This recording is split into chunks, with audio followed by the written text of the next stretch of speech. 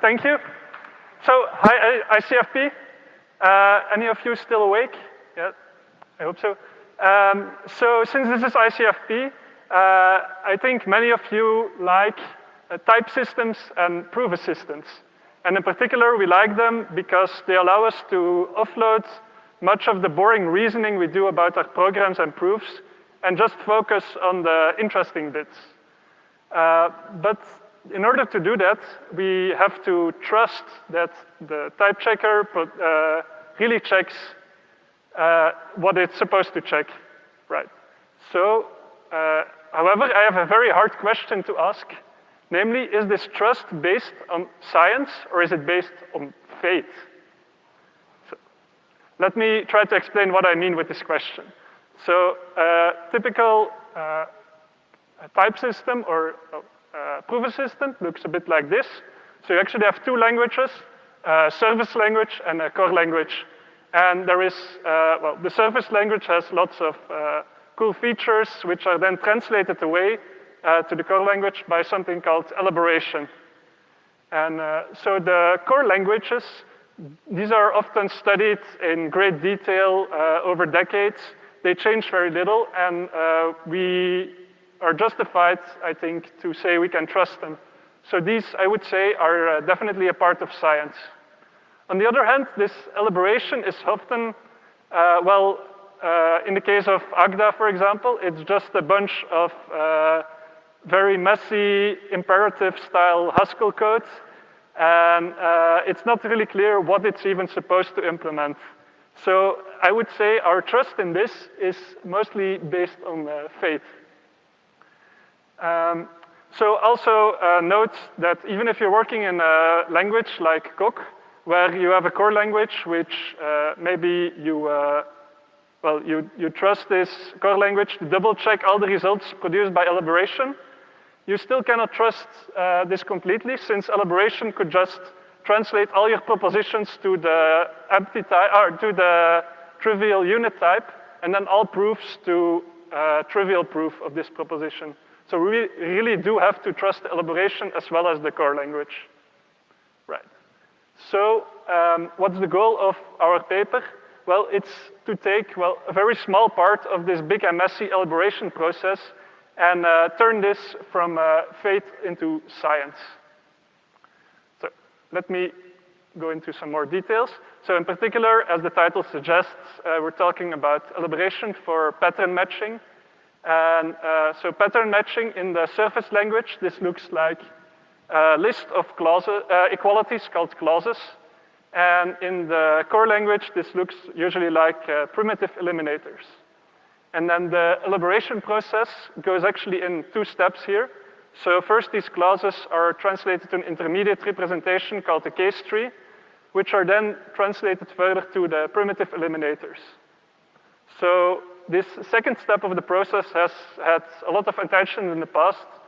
So it has been studied in detail by Goguen, McKenna, and McBride in the case of a type theory with uniqueness of identity proofs, and by myself and others in the general case for a theory without. On the other hand, this first step of the elaboration process, well, it also has been described in the past by Ulf Norrell for Agda, and also by Mathieu Sauzeux for the equations plugin for Coq. However, these are kind of informal descriptions, and they're not really precise enough to actually prove anything about it. So we present, well, first of all, we present a core language, so a small core language, which has inductive data types, co-inductive record types. I'll come back to that later. An identity type and typed case trees. So we have the core language which has the typed case trees, so we don't consider the second step. Then we present an elaboration algorithm which translates the user clauses to a well-typed case tree. So the result is already a well-typed case tree by construction. And finally, we prove that this translation actually preserves the first match semantics of the clauses given by the user. So note that in order to even be able to state this, we already have to formalize this to a much higher degree than usually done. Okay. Let me start with an example. So here's a definition by pattern matching of a simple function maximum, which takes two natural numbers and computes the maximum. So we have three clauses. So the first clause says if we apply it to 0 and y, then the maximum is y. Second one says if you apply it to x and 0, then we get x. And finally, the third one gives a recursive call. So if you have two successors, then we compute the maximum of the two numbers, and we take the successor of the result. So an important thing to note here is that we follow the first match semantics for this definition. So the maximum of x and 0 does not compute to x, but it only computes to something once we know that the first argument definitely does not match the first clause. Right. So let me, instead of going into all the typing rules and the general rules, I'll just show you how our elaboration algorithm works on this example. So we start by just putting all the clauses together, and then we'll, step by step, we'll transform these clauses until there's nothing more left of the patterns. So the first step we can do is, well, take a variable from the type of this function and introduce it. So this kind of strips off the patterns from each of the clauses and transforms it into a constraint that now has to be solved. Right, so in the first case, you get a constraint that m should match 0, et cetera, et cetera. So the next step we can do to elaborate this is to do a case split. So we can do a case split on m, which produces these two cases. So either it's 0 or it's a successor of another number p. And now we have some cleaning up to do. So in particular, well, constraint 0 equals 0, we can just remove it. On the other hand, an impossible constraint like 0 should match successor of k is impossible, so we can entirely remove this clause from the definition. And similarly for the second case where we remove the first clause and we can simplify the constraint of this final one. Right. So at this point, well, we haven't solved the problem yet, so let's continue. We can introduce another variable, we get more constraints, and now we can see actually the first clause of the first case, it doesn't have any constraints anymore. It doesn't have any patterns anymore, and only a single constraint, which is actually solved by just instantiating j to be n. So this means we have found a solution, namely the maximum of 0 and n is n. In the second case, we go on. We also introduce a new variable. We do another case split. Again, we simplify all the constraints. So when there's 0 equals successor, we just remove it. And yes, so in the second case, similarly. And so we find that the maximum of successor and p and 0 is a successor of p. And finally, the last clause, so the maximum of successor p and successor q is the successor of maximum pq. So notice that by doing this elaboration, we have rediscovered the first match semantics of these clauses. Right. So this is just simple pattern matching like you can do in Haskell. We also support other features like copatterns. Oh, sorry. Yes, so this whole process can be recorded in a structure called case tree, so which you see here. So this is a much more compact representation, and it allows us to efficiently evaluate this function maximum, right? So we also have other features, like I said. In particular, we have copattern matching. So here's another example involving copattern matching. So this is a type of infinite streams in Agda, but which stop at the point when a number becomes 0. So in particular, we can observe two things about these streams. Namely, we can always take the head of the stream, and we can take the tail. But this only produces a stream whenever the head of the stream is non-zero.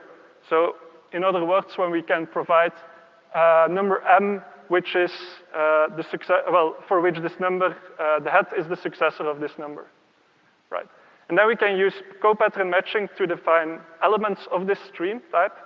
So in particular, we can define a timer by just saying, well, it counts down from a certain number n, by just saying, well, the head of this timer stream is n, and the tail is, well, when the head is 0, then this is impossible. just because we have this proof of 0 equals a successor. And when it's a successor, then we can just do a co-recursive call to the timer function itself. Cool.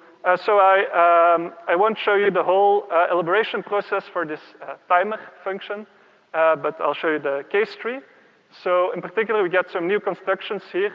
So we get record nodes, which means we list all the possible projections for a record type, in this case, the head and the tail of a stream.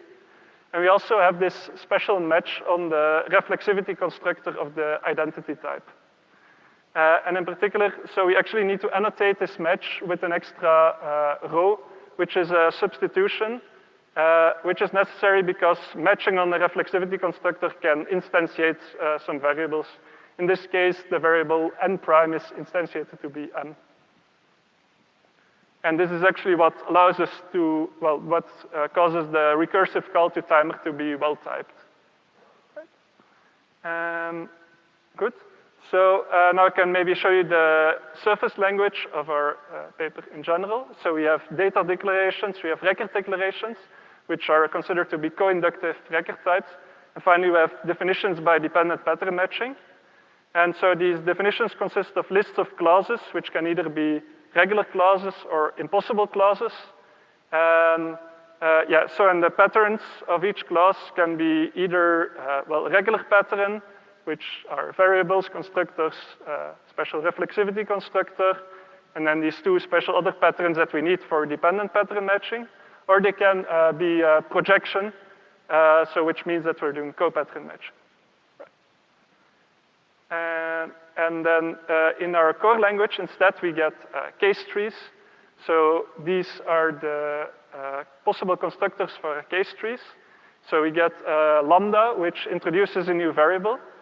We get these record nodes, which do a case split on the result type and list all possible projections.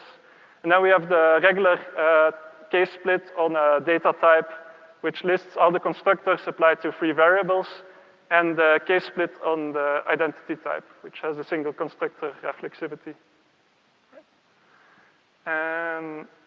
Okay, and then we give the typing rules for these case trees. So this is actually quite important. So we get, this judgment, which says that the case tree Q is a valid implementation of the function f of type A. And actually, if you want to talk about elaboration, we need some way to link these well-typed case trees to the clauses that were given by the user. So we enhance this judgment by an extra argument called P, which represents the clauses given by the user. And now we should read this as, the clauses given by the user elaborate to the well-typed case tree Q, which in the core language. So finally, I won't show you all the rules of this judgment, but these are the expected rules as I showed you in the example. But once we have this judgment defined, we can now state the main theorem of our paper, namely that this translation actually preserves the first match semantics of the clauses. So in particular, if we have a function f given by a list of clauses, and these clauses happen to elaborate to a well-typed case tree Q, then whenever we give the arguments E, so it's a list of arguments to the function f, which and these arguments, they fail to match the first I-1 clauses, and finally they match the ith clause of the definition. So this is the first match semantics again. Then the right-hand side of this ith clause will not be impossible, and actually applying the case tree to these arguments will result in the same right-hand side that we got from the user clauses, under the substitution sigma that was produced by the matching. So this is the formal statement of the intuitive requirement that you should know that, that it preserves the first match semantics. So I won't go into the details of the proof, but instead I want to show an interesting thing I discovered actually only while writing the proof. So consider this function f, which takes an arbitrary type A then an element of this type A, and also a proof that type A is equal to the type of Booleans. And then, well, what does this function do? It matches on this type A with the constructor true, which is a bit weird, but it makes sense since we also match on reflexivity, which means that A is actually instantiated to be the type of Booleans. But in order to make sense of this function, we really need to read from right to left and not from left to right. So the question in this, for this function is if we apply this function to the type of Booleans, to false, and an arbitrary proof P, which we don't know yet whether it's REFL or not, should this evaluate to false or not? And it turns out, perhaps surprisingly, the answer is no, since the only case tree that we can construct for this function, well, it has to match on the reflexivity constructor before we can match on the Boolean, which means that any function, any application of this function will be stuck on the proof of this equality before it can match on the Boolean, right? So, yes. So to conclude my talk, when you're using a dependently typed language or proof assistant, it's not enough to trust the core language. We really also have to trust the elaboration process to produce something sensible. And so it's actually important to formalize this elaboration. It pays off. So yeah, so the example I showed you on the previous slide was actually a bug in Agda. So I actually found a bug in Agda while writing this proof. So it really pays off. Also, having this formalization really helps a lot while implementing these kinds of things.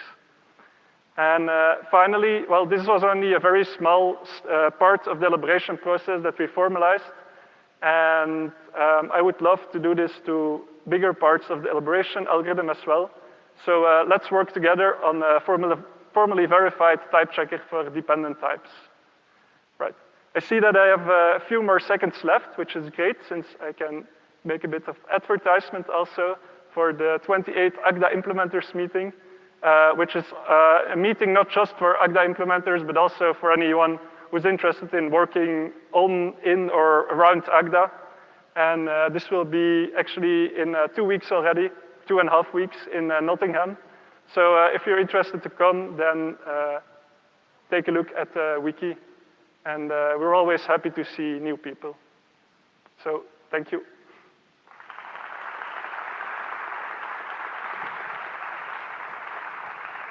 Hello, I have your questions.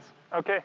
So, would this algorithm work for a system without copatterns just by ignoring the copattern parts, or will ordinary pattern matching result in copatterns sometimes? No, this works perfectly in a system without copatterns, and we'll only introduce them when the user writes in the definition, yeah. So, in Agda, REFL is inductively defined rather than being built in. Why does it need to be a built-in in your core language? So this was just to simplify the formalization, basically. So it's possible, in Agda we have general indexed families, which allow you to define more general types, but these can always be desugared to regular inductive types plus an identity type.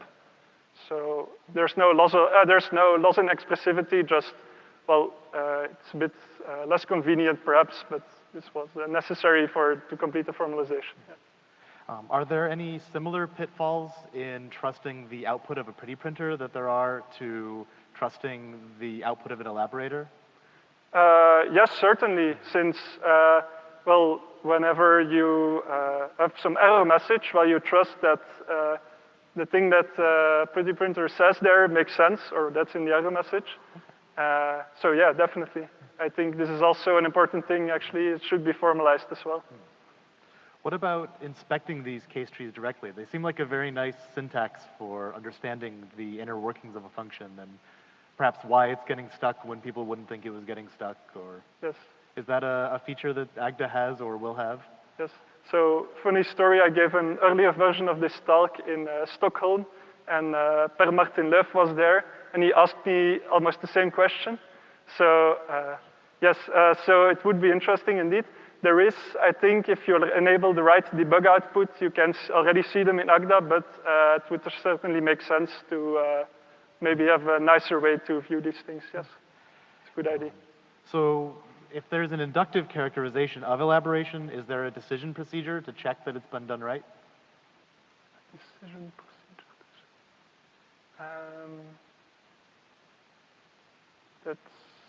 I'm not sure if I understand the question. So when you characterize a system as a collection of inference rules, you can see that as sort of inductively defining the system. Yes. Is that something that we could write a decision procedure to check the output of an elaborator? I mean, I guess you could run the elaborator again and then see if you get the same result. Okay. Yeah. Maybe there's something smarter you can do as well. Yeah, I don't know. And then can you do the timer example with the definition of stream, where the constraint is that the head is greater than 0 rather than that there exists some m such that the head is successful? Yeah, sure. And so I didn't do that because I wanted to show an example which just uses the features of our core language and not have to introduce too many definitions on the slide, but yeah. And then if you wanted to have case expressions on the right-hand side rather than pushing all pattern matching to the left-hand side of definitions, can this procedure be adapted to work in that context? Yeah, so in Agda we have a feature called, for anonymous pattern matching on the right-hand side. And, but currently this is translated away basically by lifting the function to the top level and checking it independently with all the variables that are in scope as extra arguments to the function. So that's an approach that works. Yeah, maybe it would also make sense to have, these case trees as actual terms, so to embed them in the term language and not just have them as top-level definitions. Okay. Yeah. So, thank you very much. Yeah, thank you. Thanks, speak again.